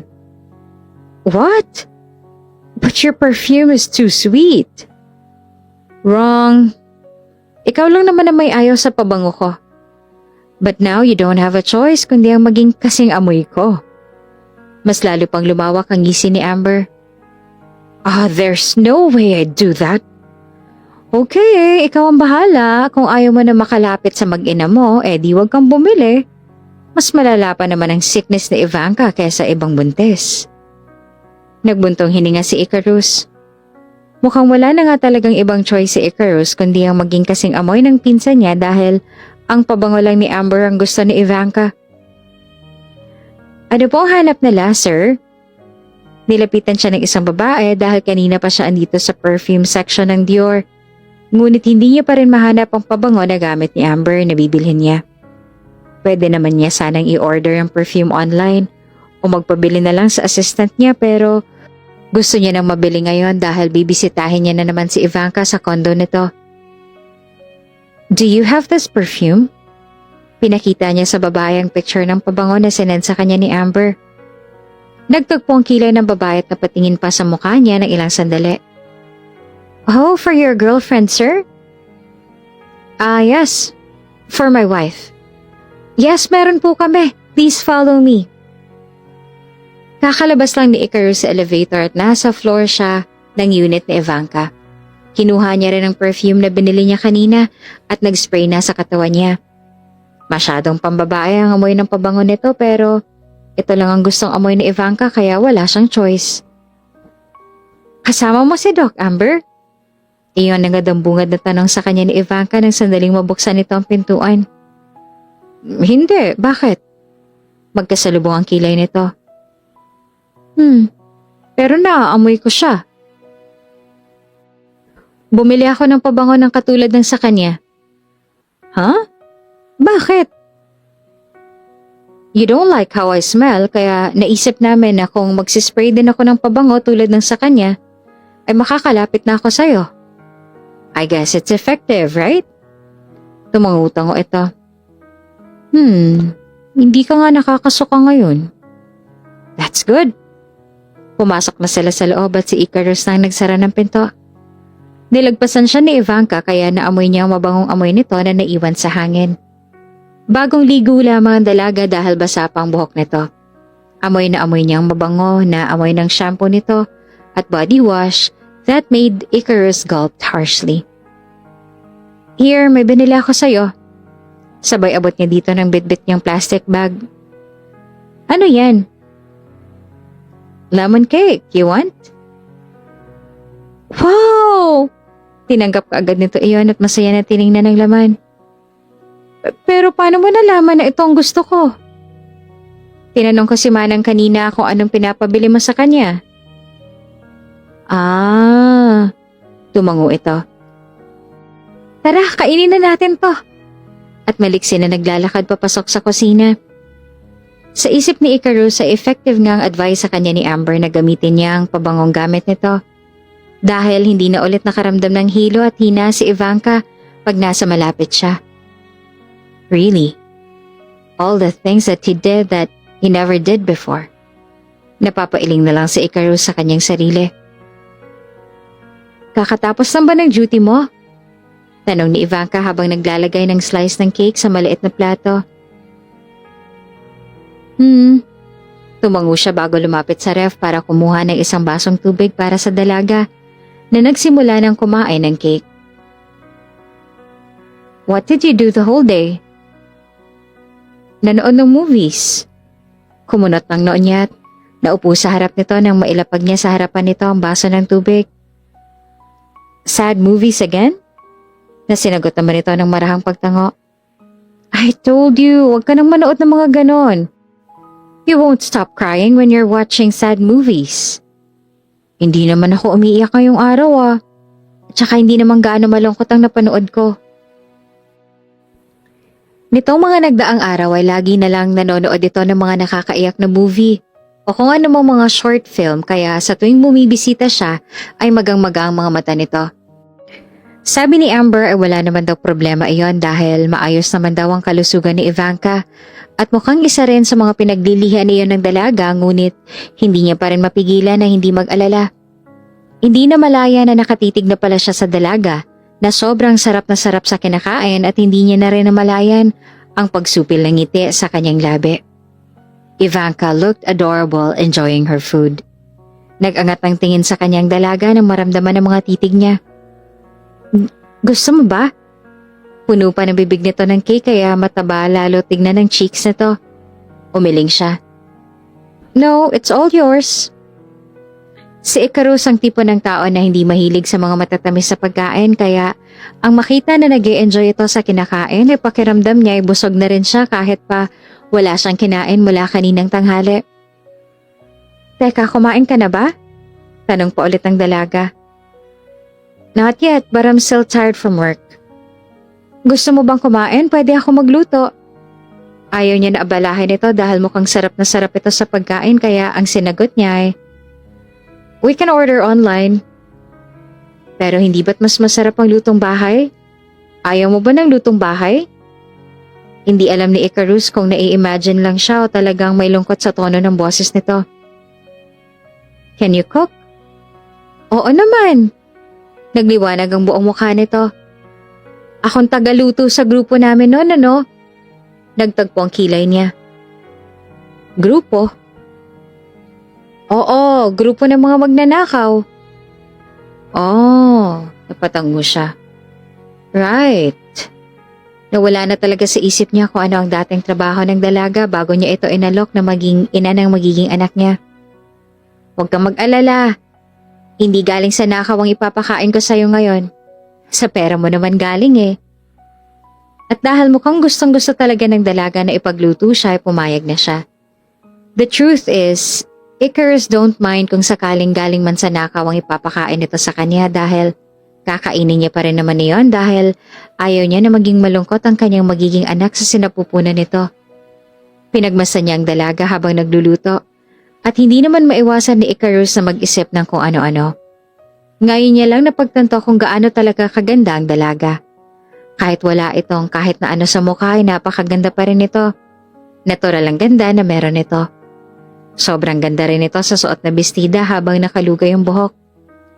Hanggang sa naging 4 na buwan na ang tiyan ng dalaga at kahit paano ay nabawasan ang morning sickness nito.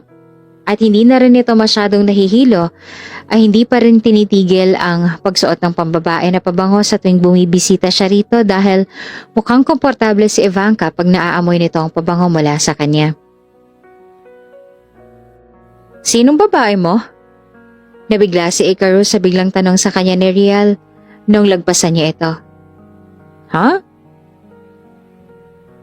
You smell like a girl's perfume. At sumupil ang nangaasar ng ngiti sa labi. May girlfriend ka na, no? What? Inamoy pa ni Icarus ang sarili at saka niya lang napagtanto na hindi na nga pala siya nakapagpalit ng damit kaya ay amoy na amoy pa rin ang pabango niya. Galing siya kanina sa condo ni Ivanka nang may tumawag sa kanya sa headquarters kaya ay nagmamadali siyang pumunta dito. Just great. Ngayon, hindi na siya titigilan ng kaibigan niya sa kakaasar sa kanya. Sinong girlfriend mo, ha? Bakit hindi mo pa pinapakilala sa amin kung sino, ha? No, wala akong girlfriend. Naiinis na sabi niya sa kaibigan na talagang kumindat-kindat pa ng puno ng pang-aasar. Amber just sprayed her perfume on me earlier. Wow! Nangaasar pa rin ang ngumiti at tinapik nito ang kanyang balikat. Galing mo naman magsinungaling. I know for a fact how much you hated colognes or any fragrance. So you can't lie, Icaro Salvatore. Kaya naman pala lagi ka nagmamadaling umuwi dahil may naghihintay na sayo. Congrats pare. Maliligtas ka na yata mula sa sumpa sa ating magkakaibigan na magiging isang matandang binata. You know what? Fuck off. At nalampasan niya na ito. Mas lalo lamang siya nitong inasar. Ganon na lamang ang gulat at kaba na naramdaman ni Ivanka na noong isang araw ay bigla na lamang sumulpot sa kondo ang mga magulang ni Icarus. Wala siyang kaayos-ayos nung sandaling dumating ito at talagang walang kaide-ideya kaya hindi niya alam kung paanong paraan niya harapin ang mga ito. Kung ganon ay ikaw palang kasintahan ng aming anak. Aba, napakaganda mo nga talaga. Masayang sabi ng ina ni Icarus. Hindi po ako kasintahan ni sir. Ay nako, hindi mo na kailangang magsinungaling sa amin. Pinutol pa nito ang sasabihin niya. Alam na namin ang tungkol sa inyo kaya hindi mo na kailangang maglihim. Sinabi sa amin ang lahat ni Icarus. Nahihiya naman ng umiti si Ivanka sabay tango. Sa isip niya ay baka sinabi ni Icarus sa mga ito na siya ang surrogate mother na magiging anak nito. Marami itong mga tinanong sa kanya.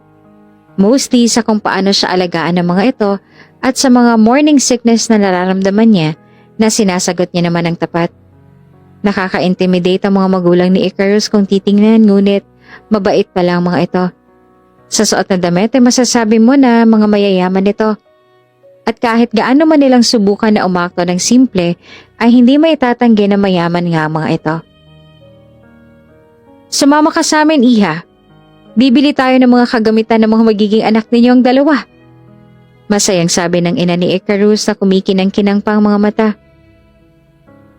Hindi pa po kami namimili kasi hindi pa po namin alam kung anong gender ng baby. Sabi niya. Problema ba yon? Let's buy a lot of things both for girls and boys. At dahil nga sa sobrang excited ng mga magulang ni Icarus na mamili ng mga gamit ay hindi niya na nagawang makatanggi.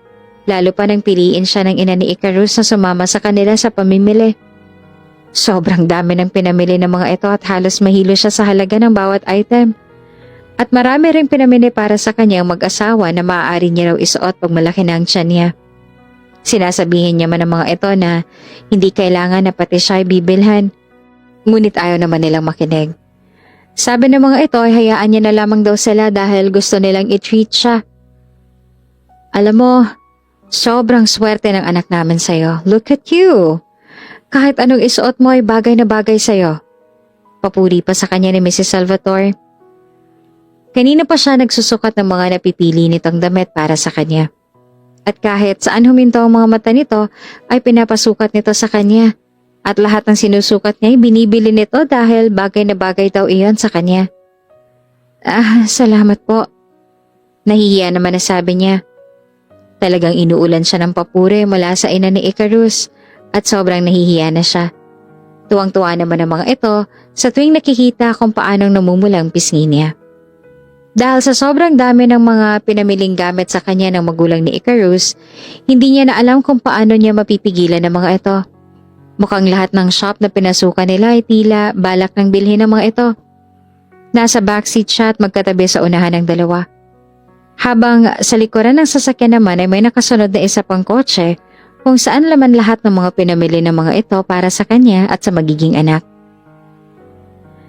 Nasaan pala mga magulang mo, Iha? Tanong sa kanya ni Mr. Salvatore habang nasa loob sila ng sasakyan pabalik ng kondo niya. Uli lang lubos na po ako. Bata pa lamang po ay nawala na sila. Sagot niya. Kung ganon ay sino ang kasama mo sa buhay maliban sa anak namin? Ako lang po. Nilingon siya ni Mrs. Salvatore. Oh my, that's lonely. You know what? Just call us mommy and daddy na. Magiging parte ka rin naman ng maliit naming pamilya kapag kinasal na kayo ni Icarus, so start practicing calling us mom and dad. Hindi niya na talaga maintindihan kung bakit lagi na lang nila minimension ang kasal. Na hindi naman mangyayari kahit pa alam nila na surrogate mother lang siya na magiging anak ni Icarus. Ivanka, saan ka ba nanggaling? Nag-aalala na lumapit sa kanya si Icarus na makalabas sila mula sa elevator. Lumipat ang tingin nito sa mga magulang at nabalot ng pagtataka ang mukha. Mom? Dad? Ano pong ginagawa niyo dito? At saka anong ginawa niyo kay Ivanka? Sabay hinila siya nito papunta sa gilid nito. Calm down, anak. Sinama lang namin siya mamili ng mga gamit nila na magiging apo namin. Sagot pa ng ina nito. Paano niyo po nalaman dito? Son, you've been hiding her from us. We gotta use our connections. At ang ama nitong sumagot. Mom, Dad. Sabi ko naman po sa inyo na saka ko na siya ipapakilala sa inyo kapag handa na siya. May bahid na inis ang tono ng boses ni Icarus. Sorry, we were just so excited to meet her. Huminga na lang ng malalim si Icarus at pumasok na sila sa loob ng unit. She's gorgeous as a goddess, Icarus. I swear, kailangan mo siyang pakasalan bago pa siya magsawa sa ugali mo. Rinig ni Ivanka na sabi ni Mrs. Salvatore kay Icarus. Tutulungan ko lang po si Ivanka sa kusina. Oh my, can you see that, sweetheart? Our son is so attentive to his family. Nang marinig niyang mga yapak nito papalapit ay nagkunwari siyang abala sa kanyang ginagawa na para bang hindi niya narinig ang mga pag-uusap nito at ng mga magulang. Tumabi ng tayo sa kanya si Icarus at ang kanina niya pang mabilis na tumibok nang inilapit nito ang mukha sa kanya para tignan ang ginagawa niyang sandwich para sa mga magulang nito. At tumingin ito sa mukha niya. Do you need help? Mariin siyang lumunok sabay sabing, malapit na rin naman ako matapos. Anong sinabi nila sa'yo? Ilang segundo pang lumipas ay nagtanong ulit ito. Wala naman. Tinakot ka ba nila? Hindi, mababait naman sila sa akin. Hindi ka nila tinakot na pakasalan ako? Nagtagpo ang kilay niya sa naging tanong nito. Ha? Hindi. Napatango naman ang binata. That's good. I'm glad you're okay. Nag-aalala ako kanina na nung dumating ako dito ay wala ka. Pasensya na kung hindi ako nakapagpaalam. Biglaan kasing pagdating nila eh. Yeah, I understand. My parents like surprises. Hindi ko lang naisip na sosorpresahin ka agad nila ng mas maaga. I'm sorry if they bothered you. Hindi naman nila ako nabala. Agad na sabi niya. Wala naman akong ginagawa dito at saka masaya naman silang kasama. So you like them? Huh? Oo naman. Ang bait kaya nila. Makahulugan naman na napangiti ang binata dahil sa sagot niya. I'm glad to hear that. Hindi pa rin mawala ang ngiti sa labi ng binata na tinulungan siya nitong dalhin ang hinanda niya na merienda para sa mga magulang nito. Sabihin mo lang sa amin ng Daddy Gio mo kung pinapasakit nitong anak namin ang ulo mo, ha? Kami na mismo magtatakwil sa kanya.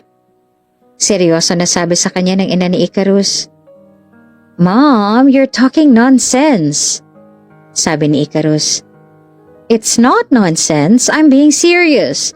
Itatakwil ka talaga namin kapag sinaktan at pinakawalan mo pa tong si Ivanka. Hindi yan mangyayari, Mom. Ang sinagot ni Icarus ang dahilan ng mas lalong pag-init ng pisngi ni Ivanka. Magmula nang malaman ng mga magulang ni Icarus kung saan siya nakatira, ay halos araw-araw na kung dumalaw ang mga ito sa kanya. At sa tuwing dadalaw ang mga ito ay may mga dalang mga bagong damit at gamit para sa kanya. Masyado siyang isinuspoil ng mga ito. At sabi sa kanya ni Icarus ay hayaan na lamang dahil ganun daw talagang pag-uugali ng mga magulang nito. Hindi naman sanay si Ivanka na laging may natatanggap na regalo. Ngunit tila ay masasanay siya dahil sa mga magulang ni Icarus. Narinig mo na bang balita tungkol kay Gray? Tanong sa kanya ni Shyla na nandito ngayon sa loob ng kondo niya at kumakain ng chips. Hindi pa, bakit? Ang alam ko ay naghiwalay na sila ng bago niya dahil nagloko daw. Kawawa naman pala siya. Anong kawawa ka dyan? Bagay lang sa kanya yun ano? Matapos kanyang lokohin, gayong ginawa mo naman lahat para matulungan siya? Wala naman yun sa amin nun eh. No one deserves to be cheated. True, kaya hindi mo deserve yun. Huminga siya ng malalim. Matagal na yung sa amin, nakamove on na ako. Ang totoo ay nakalimutan na ni Ivanka ang tungkol sa nangyari noon. She's happy now. She's moved on.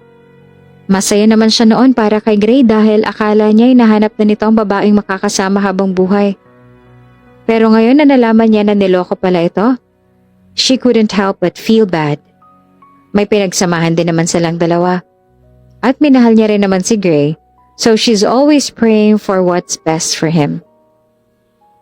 Alam mo, masyado kang mabait. Niloko ka na nga niya noong buong akala mo'y loyal siya sa'yo. Niloko ka niya sa kabila ng lahat ng sakripisyo mo para sa kanya. At para maligtas ang buhay niya, nagawa mo pa rin siyang patawarin? Dahil wala na yun para sa akin. Masaya na ako sa buhay na meron ako ngayon. Sa bagay, kung hindi kayo nagkahiwalay, baka hanggang ngayon ay kasama ka pa rin sa grupo at magnanakaw sa kung kani-kanino. Pero mula na maghiwalay kayo ay nagbagong buhay mo. Maganda rin pala na maghiwalay kayo. Mahina siyang natawa dahil sa sinabi nito. Tuloy-tuloy sa kakadaldal si Shyla sa kung gaano ito kamangha sa tinirahan niya ngayon at panayang sabi nito na tama lang na hiniwalayan niya si Gray noon. Ivanka, I've got something for you. Hindi na naituloy ni Icarus na kakapasok lang sasabihin na makita si Shyla na nalaglag ang panga pagkakita sa binata. Tumayo naman kaagad si Ivanka at lumapit kay Icarus na ngumiti sa kanya. Hi, who is she? Tanong nito sa kanya. Siya si Shyla, kaibigan ko. Sagot niya na may mumunting ngiti at pareho sila na napabaling kay Shyla nang tumayo ito habang puno pa rin ng gulat ang itsura. Siya bang ama ng anak mo? Tanong ni Shyla na sinagot niya ng tango. Lumapit sila kay Shyla na gulat pa rin ang itsura at laglag pa rin ang panga habang nakatingin kay Icarus na may generous smile. Hi, I'm Icarus Salvatore. Sabay lahat ng binata sa kamay nito sa harapan ni Shyla. Dali-dali naman na pinunas ni Shyla ang kamay sa suot na pants at tinanggap ang pakikipagkamay ni Icarus. Shyla po. Oo, lagi kanyang kinukwento sa akin. Nice meeting you. Ikinagagala ko rin po kayo makilala, sir. Mas gwapo po pala kayo sa personal. Madalas po kayong maipagmayabang sa akin itong kaibigan ko. Pinanlakihan pa ni Ivanka ng mata si Shyla dahil wala namang katotohanan ng sinabi nito. Tiningnan naman siya ni Icarus sa may sumusupil ng ngiti sa labi at nagtatanong ng mga mata. Isang araw ay nagulat na lamang si Ivanka nang bigla na lamang dumating si Grace sa tapat ng kondo niya. Ayon dito ay nagmamakaawa raw ito kay Shyla na sabihin kung saan siya nakatira. Totoo ba? Nabasag ang boses nito. Ang alin? Totoo bang ginawa mo ang lahat ng yun para makalikom ng pera pampaopera sa akin? Ilang segundo bago siya sumagot. Oo. Ginawa ko yun para sa'yo. Pero huwag kang mag-alala. Wala ka namang kailangang bayaran sa mga naging tulong ko sa'yo. Isipin mo na lang na ginawa ko yun dahil minsan din kitang minahal. Minsan? Pinutol nitong sasabihin niya. Huminga siya ng malalim bago nagsalita sa kalmado na boses. Makakaalis ka na, Gray. Hindi. Hindi ako aalis hanggang hindi tayo nagkakaayos. Magkakaayos naman tayong dalawa, Gray. Hindi na ako galit sa'yo. Inabot nito ang kamay niya. Patawarin mo ako kung nagawa kitang lokohin noon. Pinatawad na kita, Gray. Hindi naman kita masisisi kung nagawa mo humanap ng iba. Naiintindihan ko ang dahilan mo. At tapos na yon. Matagal na yon. Kalimutan na natin yon at magsimula na lang ng panibago. Wala nang kahit anong pagmamahal na nararamdaman si Ivanka kay Gray. Kaya ay nagawa niya na itong mapatawad sa mga naging kasalanan sa kanya noon. Binaon niya na sa limot lahat dahil Gusto niya na magsimula ng panibagong yugto. Magsimula ka ulit sa akin. Nabigla siya dahil sa sinabi nito. Ha? Mahalin mo ulit ako at pinapangako ko sa'yo na magiging tapat ako. Bumalik ka lang ulit sa akin, Ivanka. Mahalin mo lang ulit ako. Inagaw niya ang kanyang kamay na hawak nito. Pasensya na pero kung ano man ang meron tayo noon ay matagal lang tapos. Hindi na kita mahal. Mula nung iniwan mo ako, napatunayan ko na hindi mo ako kayang paniwalaan. Hindi rin tayo magkakasundo. Hindi tayo mag-work.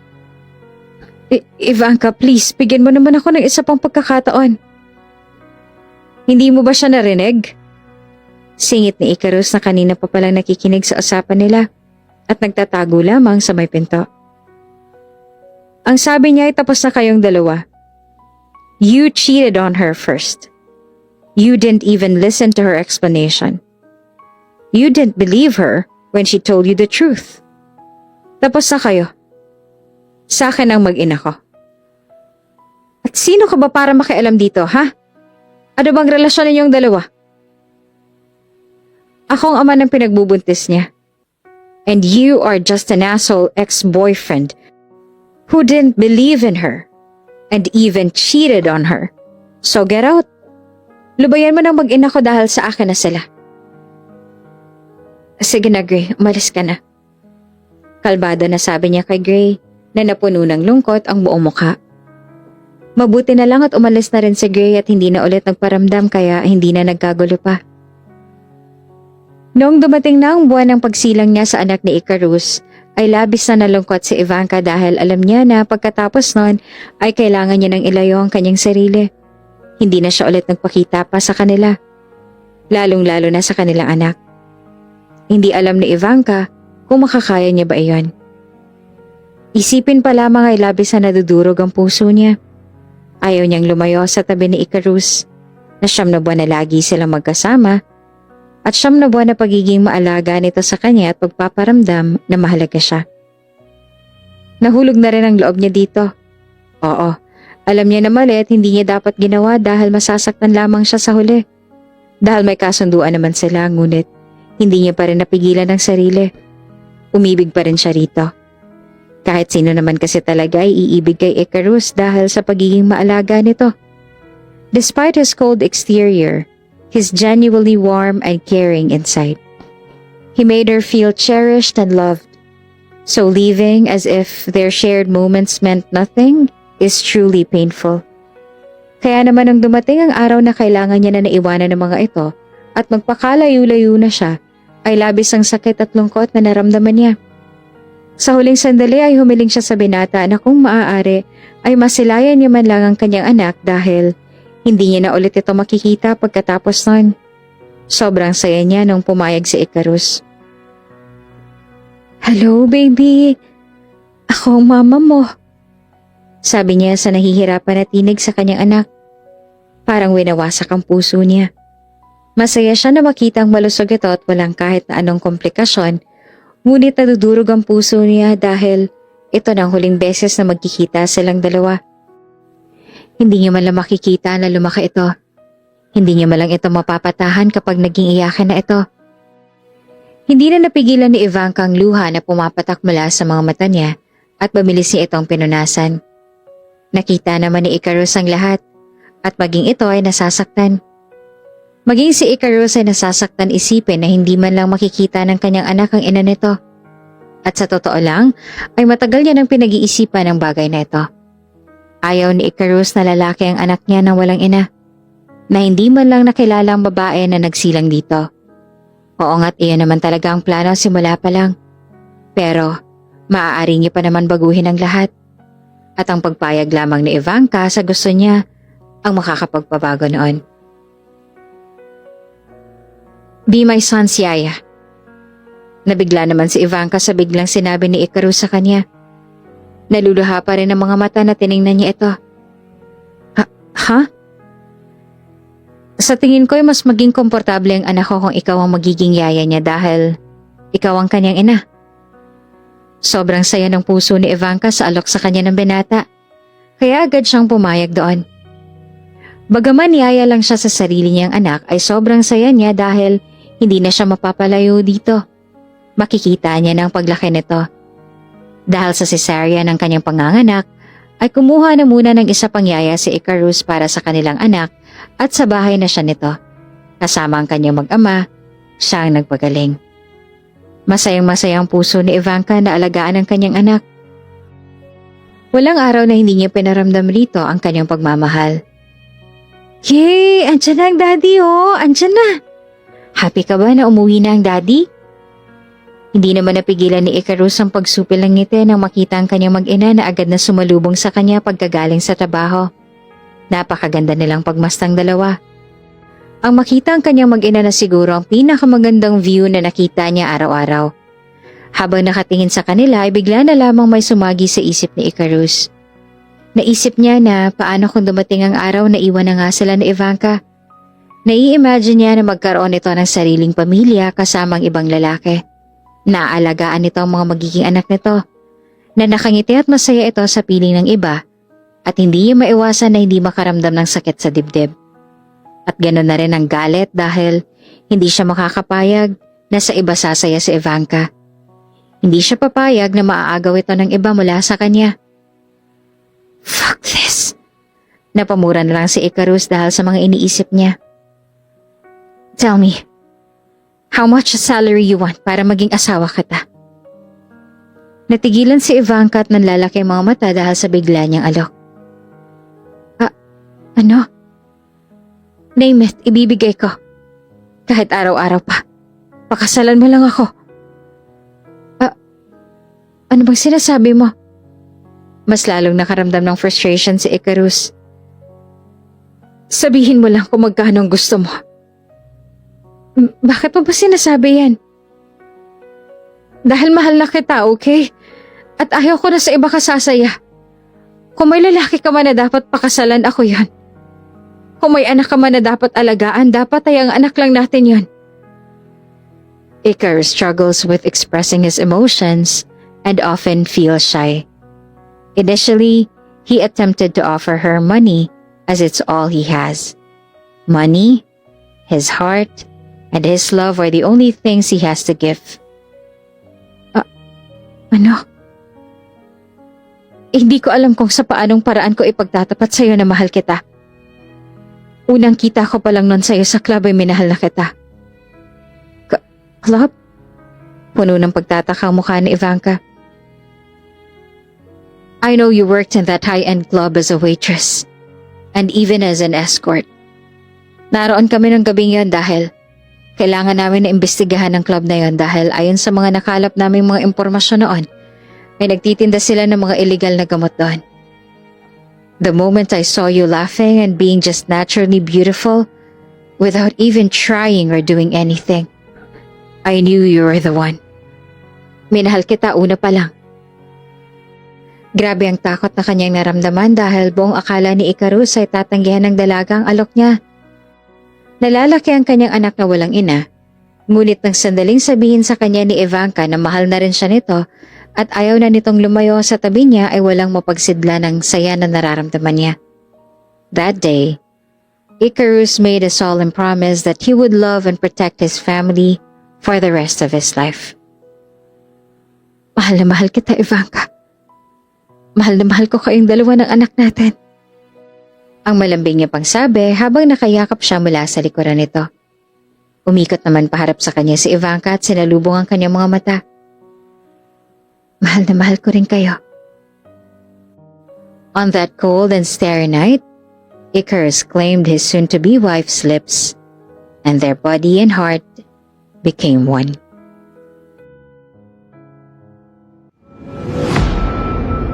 Kung bago ka pa lang sa channel na ito, Ate Jane TV, huwag kalimutang pindutin ang notification bell and subscribe button. Sana po hindi naman malaking abala sa inyo ang pagpindot ng subscribe button dahil ang kapalit po nito ay ang pagsuporta para makapag-produce ng mga libreng stories sa mga channels ni Ate Jane. Maraming salamat! Hinawakan ni Ivanka ang hawakan ng lollipop na nasa kanyang bibig at gumuhit ang ngiti sa kanyang labi.